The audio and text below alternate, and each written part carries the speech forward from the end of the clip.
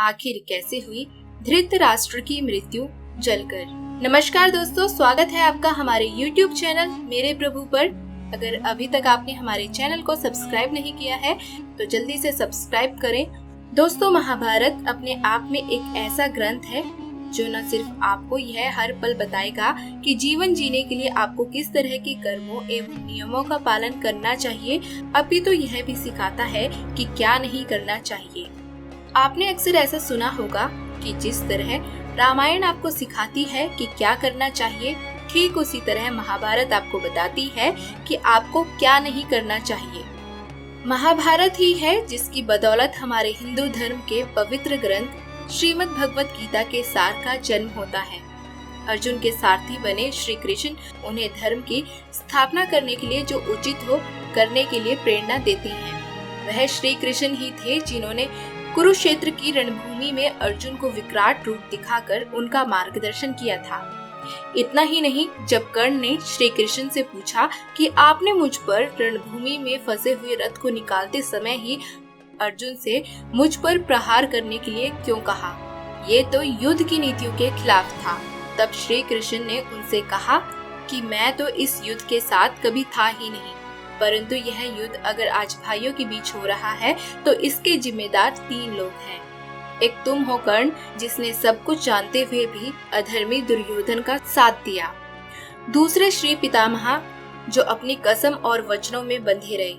और तीसरे, जो कि इस युद्ध के सबसे बड़े कारण हैं, वह है धृतराष्ट्र। धृतराष्ट्र अपने पुत्र मोह से कभी अलग ही नहीं हुए। उन्होंने कभी निष्पक्ष राजा की तरह सोचा ही नहीं, वरना आज यह युद्ध न होता।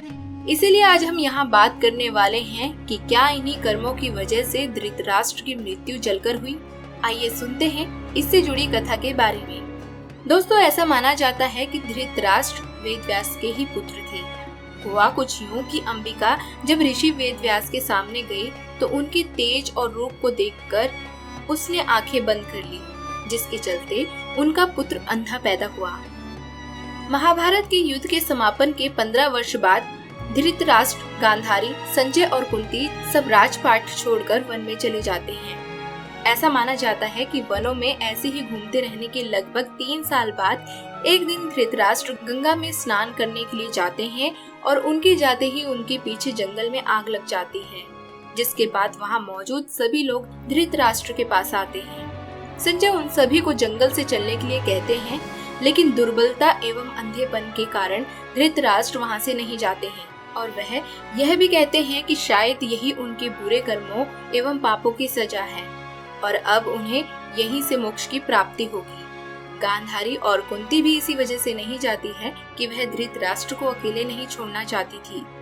जब संजय यह सब सुनते हैं तो वह अकेले ही उन्हें जंगल में छोड़ के चले जाते हैं। उनके जाने के बाद तीनों लोग वहीं आग में झुलसकर मर जाते हैं। संजय उन्हें छोड़कर हिमालय की ओर प्रस्थान करते हैं, जहाँ वे एक सन्यासी की तरह रहते हैं। बाद में नारद मुनि युधिष्ठिर को यह दुखद समाचार देते हैं। युधिष्ठिर वहां जाकर उनकी आत्म शांति के लिए धार्मिक कार्य करते हैं। दोस्तों, उम्मीद करते हैं आपको ये कथा पसंद आई होगी। अपने कमेंट करना मत भूलिएगा। अगर आपने हमारे चैनल को सब्सक्राइब नहीं किया है तो जल्दी से सब्सक्राइब कर लें और बेल आइकन पर भी जरूर क्लिक करें